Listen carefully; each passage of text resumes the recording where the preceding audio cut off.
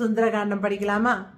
மிகுந்த மன வருத்தத்துடன் இருந்தார் சீதா பிராட்டியார். இதை எல்லாத்தையும் மேலிருந்து பார்த்து கொண்டிருந்த ஹனுமானுக்கு உடனே அன்னையை தேற்ற வேண்டும் என்ற எண்ணம் எழுந்தது. ஆனால் அவ்வாறு திடீரென்று அன்னையின் முன்னால் ஒரு வானரம் போய் நின்று அரக்கன் மாறு வேடத்துல வந்துட்டான்னு நினைச்சு பயந்துடுவாளோ அப்படின்ற ஒரு எண்ணம்.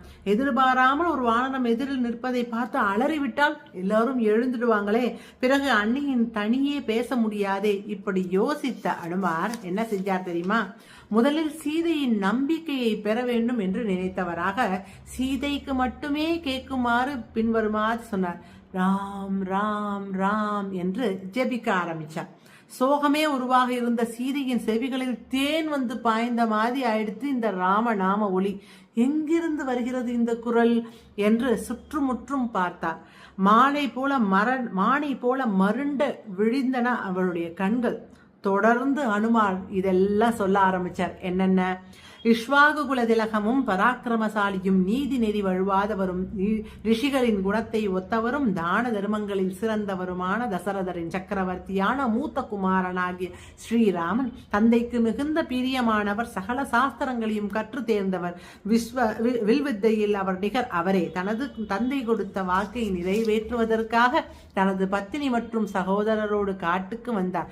அந்த கானகத்தில் பொன்மான் ஒன்று மாயமானாக மாறி சீதையை கவர்ந்து சென்றான் ராவணன். தன்னுடைய பிரிய மனைவியை காணாமல் ராமன் தேடி வரும் வழியில் வானர தலைவர் சுக்ரீவனுடன் தோழமை பூண்டார். சுக்ரீவனின் சகோதரன் வாலியை வதம் செய்து சுக்ரீவனுக்கு ராஜ்ய பரிபாலனம் செய்து வைத்தார். அதற்கு நன்றி கடனாக அன்னையை தேடுவதில் உதவி புரிவதாக வாக்களித்திருந்தார் எங்கள் அரசன் சுக்ரீவன். அவரது ஆணைப்படி 4 திக்கிலும் அன்னையை தேடி வானரங்கள் புறப்பட்டிருந்தன. ஜாம்பவானின் சொல்படி தெற்கு திசை நோக்கி வந்தவன் நான். தனது கூறிய பார்வையால் தாங்கள் இருக்கிறீர்கள் என்று சம்பாதி பறவை சொன்னதை தொடர்ந்து இந்த சமுத்திரத்தை கடந்து தங்களை காண இங்கு வந்துள்ளேன். தங்களை கண்டுவிட்டது என் பாக்கியம் என்று விருத்தாதங்களை மாதிரி அப்படி அழகா கோர்வையா கூறி முடித்தார் அனுமான்.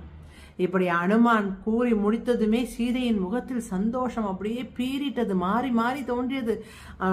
கொஞ்சம் சந்தேகமும் ஏற்பட்டது. தனது உயிர் தியாகத்தை தடுத்து நிறுத்திட்டு அந்த மகா உத்தமரை பார்க்க வேண்டும் என்ற ஆவல் தோன்றி சிம்சுவா மரத்தை சுற்றி சுற்றி அப்படி இப்படி பார்த்துட்டே இருந்தா சீதா தேவியார். தொடர்ந்து நாளைக்கு படிக்கலாம். வணக்கம்.